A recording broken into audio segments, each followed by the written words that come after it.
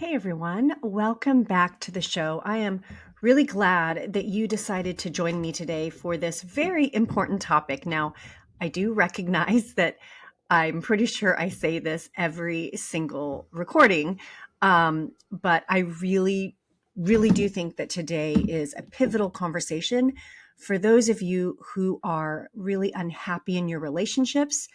You're feeling stuck. And frankly, you don't know if your relationship is fixable or even if you want to fix it. And so that's what we're going to be talking about today, how to tell the difference between a relationship that's repairable and one that probably isn't. Now, of course, you don't really know until you have actually given it a shot and gone through the process of trying to fix the relationship. But there really are ways to get a good idea of your odds. And when I'm listening to people talk to me, I can usually tell where they fall right into the two categories of relationships. And so I thought that I would share with you my thoughts on this topic. And I wanted to talk about this because the uncertainty of whether or not the relationship can be turned around happens to be one of the biggest things that keeps people stuck, the uncertainty. And they're so worried about making a decision that they're going to regret that they don't do anything. They don't make any decisions. They don't make the decision to go get help fixing the relationship, and they don't make the decision to break up, which means they just continue to live in the status quo. And for a lot of you, what that means is you're continuing to just kind of exist in a relationship that is unhealthy and often really dysfunctional, and it could literally be sucking the joy out of your life. And I'm really passionate about this stuff, especially if you have kids, because you are modeling for your children what a relationship or marriage looks like. And this is always something that really presses on me as a relationship coach and as an expert in relationships and communication is, what are you teaching your children? So I thought that what I would do would share with you 3 questions that you can ask yourself that can give you a pretty good gauge of which category your relationship falls into. And I'm also going to be sharing with you a few indications that repairing your relationship is probably going to be quite challenging. Now, I'm not sharing this as a way to dissuade you from trying to fix it. Actually, quite the opposite. If after I go through the signs, you recognize that you have a few of these, I think it's really important that you go get some help working through the issues underlining your relationship problems, because it's going to benefit you regardless of what happens in your relationship with the person that you're currently in it with. Regardless of what happens there, it's going to help you in the future if you can work through this. Okay, so I'm going to share with you the 3 questions. Now, you need to be 100% honest with yourself when you are thinking about these and reflecting on these, because if you're not honest, it's not going to help you, and you might as well stop listening right now. So make a commitment that you will be 100% honest with yourself as you listen to the 3 questions.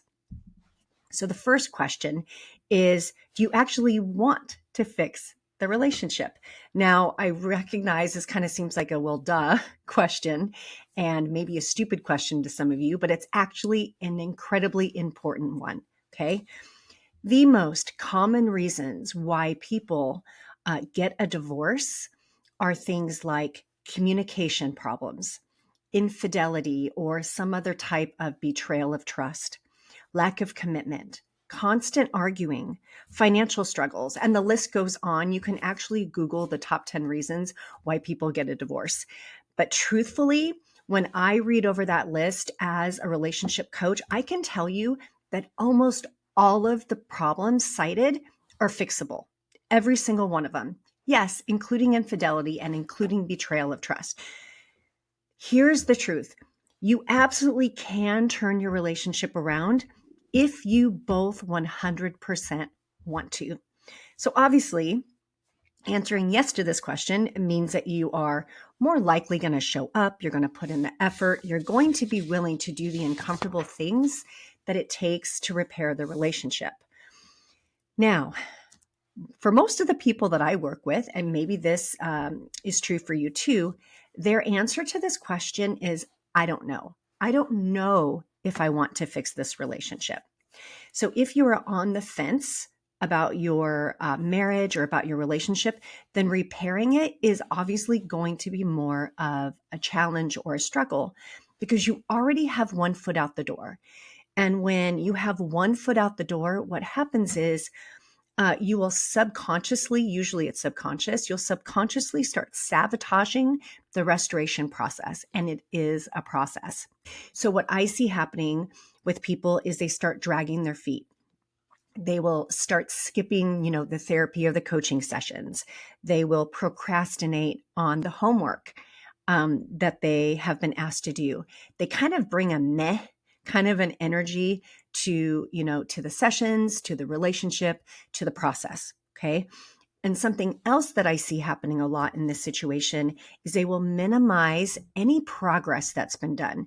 So even if some things have improved, right? Like you can actually see some improvement between the two of you. The mindset is usually, well, it's too little too late. Okay. So this clearly is not conducive to fixing the relationship. So in this situation, I also see people getting in their heads a lot. So because they have one foot out the door, their brain focuses on the issues that are keeping them not committed to the restoration process. And so they do a lot of overthinking and under communicating. And this again, really is an indication they're not committed to the process. And so if you're not committed to it, it's not probably going to really work out for you. Now, what really gets tricky is when one partner is a yes, they want to fix it, and the other one is an I don't know. And honestly, like this is usually the situation that comes to me in my coaching.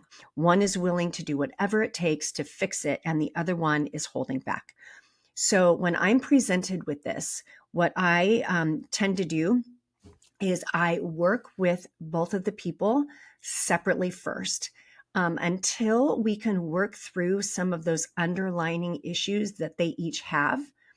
And then once we kind of get to a neutral place, doesn't have to be a good place, doesn't mean that things are solved.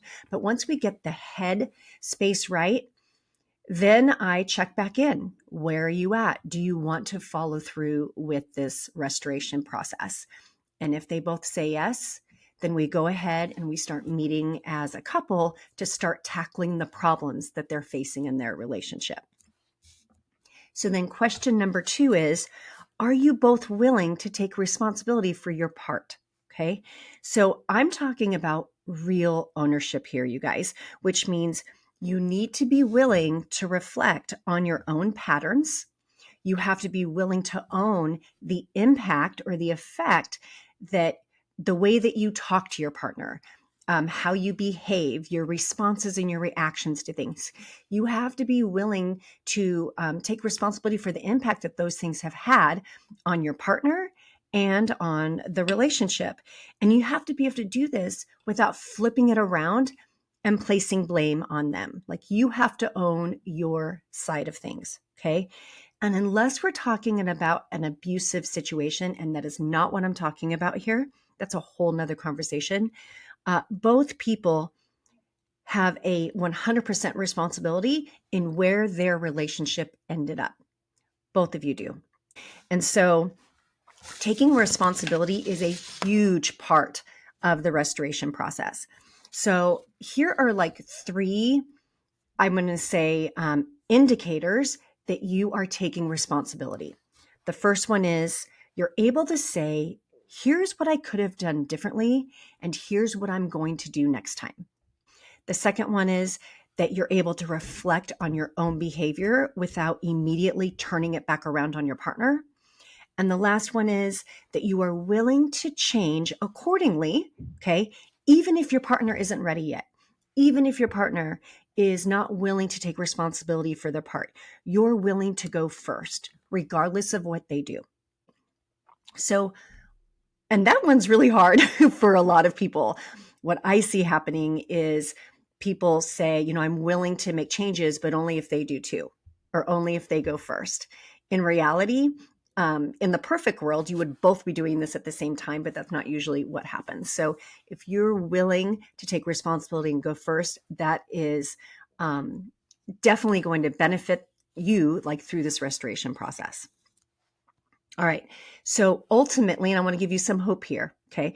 Ultimately, it does take both of you to, take responsibility in order to restore the relationship and then maintain the relationship. But it only takes one of you to be willing to go first. It only takes one of you to be emotionally present and self-aware and proactive to start shifting and turning the relationship. Okay. So if you're the only one owning your part right now, keep going. This doesn't mean it's hopeless that your partner is not there yet. It just means that you might need to have some more patience and some more time. Typically, when you get into a situation where you are conflicted about whether or not you want to restore the relationship, those thoughts have been going on and the problems have been going on in the marriage or in the relationship for a long time. It takes a long time to turn it around, and you have to be willing to wait. All right. Question 3 is, how willing are you to understand your partner? Okay. So are you willing to really see them? Are you willing to understand what's going on for them? What are their unmet needs? What do they want? What do they desire in the relationship? Why do they act and respond the way that they do? Are you willing to listen?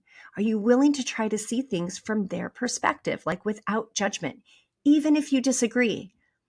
Right? So you can listen and understand, even if you don't agree with whatever their position is, or whatever their thoughts are, or whatever their feelings are. Even though feelings, there are no right and wrong feelings, we still tend as human beings to have opinions and judgments about the way other people feel. So many relationship issues stem from feelings of being misunderstood, dismissed, unappreciated, and emotionally disconnected. So if you are willing to take a step back and really get curious about your partner and where they're coming from, that really helps minimize those negative feelings. Okay. And of course, like I just said, it takes curiosity, right? It takes setting aside your own story, your own narrative for long enough to really open up and listen to what they're having to say. Okay. But if you can do that, if you are willing to do that, at least try, it can open that door for more emotional connection and more open communication, which is 100% necessary in order to restore and fix your relationship. Okay, so those are the 3 questions. Where did you land in those, right? What I want to say is that, as you can see from the questions that I just had you ask, the fixability of your relationship has less to do with the problems in the relationship and more to do with your desire and your willingness to work through the problems ultimately. Okay. All right. So there are some very clear signs that repairing your relationship is definitely going to be more of a struggle. Now, these signs do not automatically mean that it's over, but they are really big obstacles to the process. And I don't think that these things should be ignored. So there's 6 signs. So here we go. The first one is that there's chronic stonewalling. Stonewalling happens when one person emotionally shuts down, refuses to communicate, and refuses to engage. So when one person repeatedly stonewalls and refuses to engage in conversation, even when calm, safe conversations are possible, this is a pretty big obstacle for you. Now, if you recognize that you're doing this or your partner is doing this, I would encourage you to go back and listen to episode 20, where I talk all about stonewalling and ways that you can try to connect with a partner that does this. Okay, so sign number 2 is that there's contempt or disgust. So if one of you regularly mocks, belittles, or looks down on the other one, this is really toxic. And it is really, really hard to repair a relationship where there is contempt or disgust for your partner. Sign number 3 is there's an unwillingness to let go of resentment. Oh my gosh, you guys, resentment. This is such a big topic. I'm going to dedicate an entire podcast episode to this soon, because it happens to be one of the things that most people that are struggling in their relationships are dealing with. So if one of you refuses to work through your resentment, it's going to be very hard to repair your marriage or your relationship, because resentment literally seeps into every aspect of your day, of your relationship, and it affects negatively the restoration process. So the reason why is because resentment is based on feelings that you have about things that happened in the past, and it spills over into the present. Okay. So whatever disappointments, betrayals, unmet needs, or unmet expectations that you have from the past, they influence how you perceive what's going on right now. And it influences your willingness to put in the work, your willingness to make the changes, which of course negatively impacts the process. And then number 5 is there's a lot of defensiveness and a refusal to take ownership. Okay. So if one of you or both of you never admits fault and is always placing blame, then it's really hard to make the changes necessary to get your relationship back on track and keep it there. Because that's the second part of this. It's not just restoring your relationship, but it's moving forward and keeping it in a good, healthy place. And then sign number 6 is that there's no curiosity. If neither of you or one of you does not want to understand the other person's experience or perspective anymore, there won't be healthy, open communication. There won't be emotional connection. And you need both of these, like I already said, to make it work. I want you to think back to when you first got into a relationship. When you first get in a relationship, most people want to know what's going on in their partner's head. They want to know their experience. They want to know more about how they're thinking and what they're feeling, and what their life is like and what their life in their head is like, right? And so when you lose that, when you lose the interest, when you lose the curiosity, you lose part of the emotional connection with your partner or your spouse. Now, the signs that I just gave you, these are the signs that it would be really challenging for you to fix your relationship. These things often arise or are seen in long-term relationships, and they're a result of years of unresolved problems and years of unprocessed feelings and emotions. And so, all of that has just been like simmering underneath the surface of the relationship, usually for a long time or an extended period of time. And that's what makes it really challenging to overcome. So if you recognize that you have these signs in your relationship, like I said in the beginning, I would really encourage you to look at getting some help, even if it's just for you to kind of work through some of the stuff that has been going on in the relationship, so that you can make a good decision about what you want, but then also, regardless of what happens with the relationship, you can have healthier relationships in the future. And you're not going to be able to have that unless you resolve what's going on in this one. At least that's just my opinion. But yeah, seriously, you guys, if you are experiencing that, please consider going and getting some type of help, right? So if you are feeling stuck in your relationship, obviously, like I've just said like 500 times, consider going and getting professional help, because overcoming these things is really hard to do on your own. Frankly, if you could have done it on your own, you probably already would have. And so I would advocate for that. If you're interested in working with me, I created something that I call the Unstuck Method. And it's to help individuals and couples who are struggling in their unhappy relationships make a decision of whether or not they want to restore the relationship, and help you through the next part of the process. All right. Okay, my friends, I hope that you found this helpful, and I look forward to talking to you next time. So, if you are interested in individual or couples coaching, or you think that the Unstuck method might really help you out, I would love to work with you. I would love to jump on a consultation. It's just a free chat where we talk about what is going on with you and your relationship and all the things that you're struggling with. If you're interested in that, you can go ahead and contact me through my website, kahoskins.com. I would love to talk to you.